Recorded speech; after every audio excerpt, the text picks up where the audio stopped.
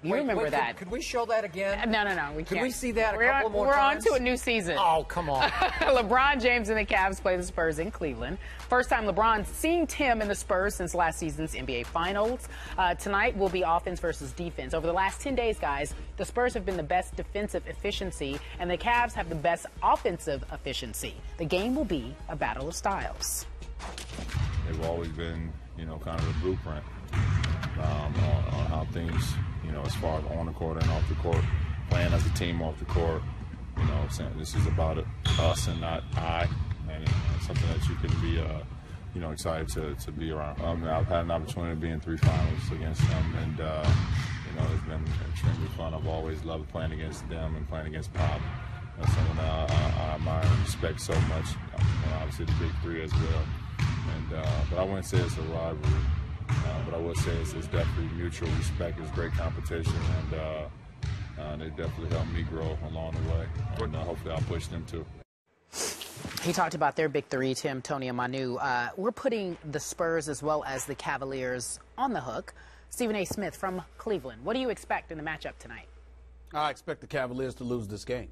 I just think that the San Antonio Spurs are a superior team. I was in Los Angeles last weekend, as you both well know. I was at the Spurs-Los Angeles Lakers game. Obviously, the Cleveland Cavaliers are significantly better than this assemblage of Los Angeles Lakers. Nevertheless, what I saw, Skip Bayless, scared the living daylights out of me. So much so that it took every bone in my body not to come on the air Monday and tell you I've changed my pick about who's coming out of the West. I know that the San Antonio Spurs are the best team in the West. I'm still going to stick with my pick for the Los Angeles Clippers because I believe in Doc Rivers, and I'm waiting for it to be their time. But I know that the San Antonio Spurs are a superior team, and I'm telling you right now, this kid Kawhi Leonard, the NBA Finals MVP from last year, who closed out that 4-1 drubbing with 22 and 10, had 3 big games in the NBA Finals, and after game 1, basically just helped contain LeBron James. This kid is coming. He's on another level. He's special. He plays on both ends of the floor. He is the heir apparent, and as of right now, from what I'm told, he's pretty ticked that he didn't get his money and reach an agreement with the San Antonio Spurs on a long-term deal. So he's playing with an attitude this year. When I think about that, obviously LeBron James is the best player in the world, despite how some people may question his athleticism looks because he lost some weight and he doesn't seem to be as strong or whatever the case may be. I'm going to trust LeBron James and recognize that he knows what he's doing with his body. He's still averaging 27, 6, and 6 on 48% shooting. But I think tonight is going to be more about Kyrie Irving and Kevin Love and what they're going to be able to do against San Antonio, because that's going to give us some indication and a taste of what it's going to be like. It's going to be tough. It's going to be a hard-fought game. There will be no blowout.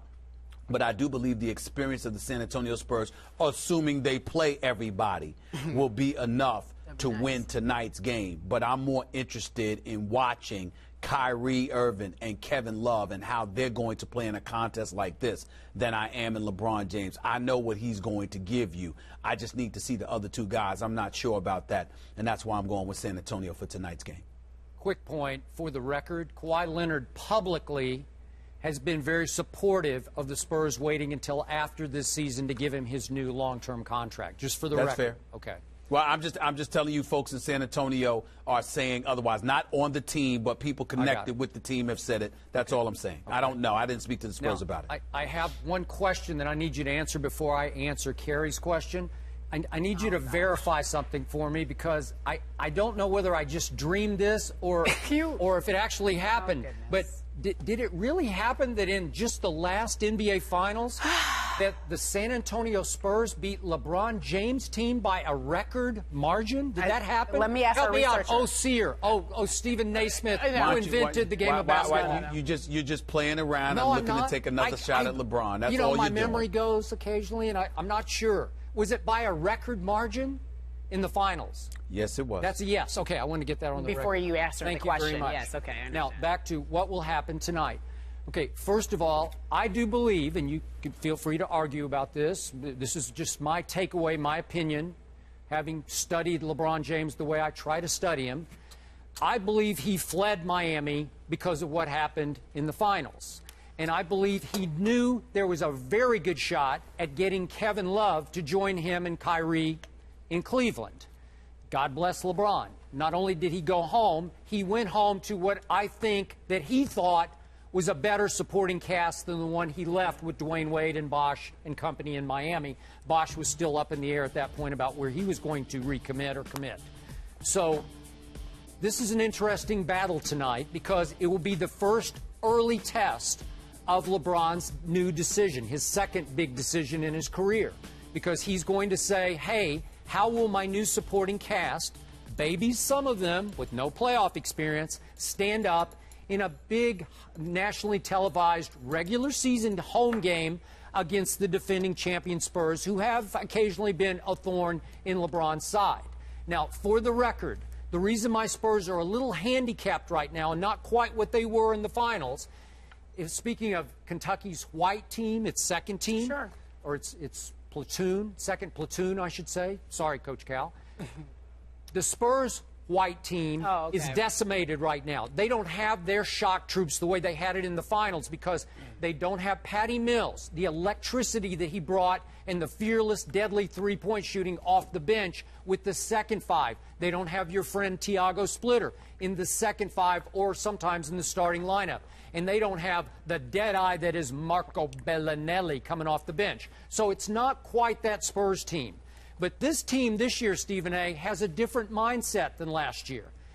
Last year, they beat all the teams, or almost all the teams they were supposed to beat, and they lost to all the quote-unquote contenders. They got embarrassed by Oklahoma City and Houston last year, as you recall. They got embarrassed by Indiana last year. This year, they've lost a couple of games I thought they should have won, to the Pelicans and at the Kings. Close games, but they should have won both. But this year, you saw what happened when the Big Three said, hey, we want that game and then we want that game. When they went to the Clippers and they went to Golden State, the Big Three plus Kawhi said, hey, let's go win those games. I'm going to guess that tonight they will say that again. Let's go put LeBron and his new team back in their place. Let's show the world who we are and still are. We are still the defending champs, and we are on a mission to win back-to-back, which this group has never done before, as you well know.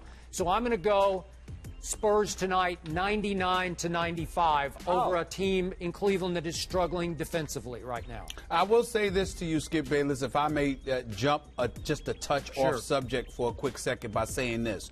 I listened to LeBron and what he said about the Spurs, and there's nothing to poo-poo about that. There's nothing to dismiss. He's absolutely right in terms of talking about the Spurs with the Spurs with the deference and respect that he gives them. But somewhere along the line, he is going to have to start hating this team because this team is standing in his way. LeBron James should have beaten the Dallas Mavericks. That's when he was with Miami year one. That's the only time I've ever been critical of him is when they lost that NBA Finals. That's it. Them losing to San Antonio his first go-round, I don't even consider that a final. I didn't even consider that a final series because we all knew that the Cleveland Cavaliers had no shot of winning that series against that particular Spurs team back in 2007, I believe. When you look at the other loss to the Spurs last year, they lost. The Spurs clearly were a better team because Dwayne Wade simply was not healthy. I'm just saying that when you look at LeBron James, the great players that he was surrounded by in Miami, even though he was clearly the leader in terms of his abilities, and you look at him now where he's clearly the leader in every respect of this Cleveland Cavaliers squad, he speaks in such a way where it's like, look, I want to beat them and I want to compete with them, but if I lose to them, you know, we understand. And I'm like, that's not going to cut it. You've got to go after these boys. You got to figure out a way because the Spurs don't look like they're going anywhere. And I'm not going to lie to you. I'm not sure I would want to see Cleveland up against the Spurs because I think that they're a year away. A minor piece, just maybe, but a year away. I don't want to see LeBron James lose another NBA Finals. But that's what would happen if he were going up against San Antonio with this Cleveland Cavaliers. It might be another record margin this time. You don't want to see LeBron lose another NBA Finals? I would love to see it. It'd be fine with me. Oh, okay. As long as it's to the Spurs. Okay, so he doesn't want to see it. Real quick, Stephen A., last quick point. What did you read into? Did you read any subtle criticism into LeBron's statement about needing to reduce his minutes, which was his preseason sort of campaign with his new coach, David Blatt?